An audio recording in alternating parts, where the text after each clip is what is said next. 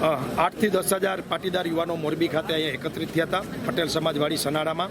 અને અમારી મુખ્ય માંગણી પાટીદાર સમાજ યુવાનોની એ જ છે કે ઓનલાઈન ગેમિંગ અને ઓનલાઈન સટ્ટા ગુજરાતમાં બેન થવું જોઈએ. હજારો યુવાનો આમાં બરબાદ થઈ રહ્યા છે અને માત્ર પાટીદાર સમાજના જ નહીં, ગુજરાતના યુવાનો આમાં બરબાદ થઈ રહ્યા છે. યુવાન ધન બરબાદ થઈ રહ્યું છે, અનેક પરિવારો બરબાદ થઈ ગયા છે. તો મારી સ્પષ્ટ માંગણી છે કે આ ઓનલાઈન ગેમિંગ બંધ થવી જોઈએ.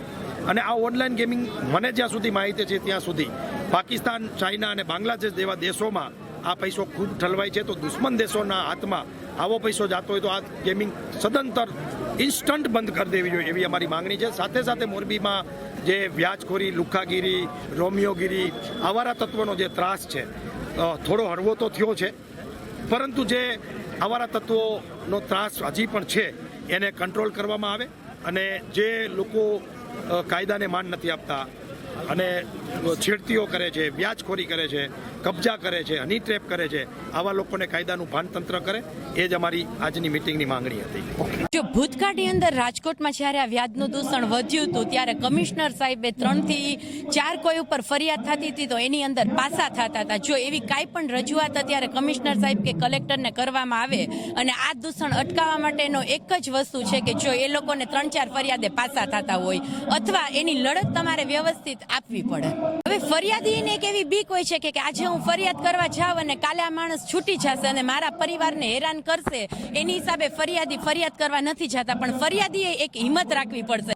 આમાં એવું છે, મોરબીની અંદર આવી વ્યાજખોરોની એની ઘણી બધી ગેંગ સક્રિય છે. પાટીદારના યુવાન છોકરાઓને ફસાવે છે. એમાં છોકરાઓ ખરેખર એમાં એવું હોય છે, છોકરાઓ ખરેખર કોઈ મેડિકલ સારવાર માટે, કોઈ જરૂરિયાત અર્થે એ લોકો પાસે પૈસા લેવા માટે જાય છે.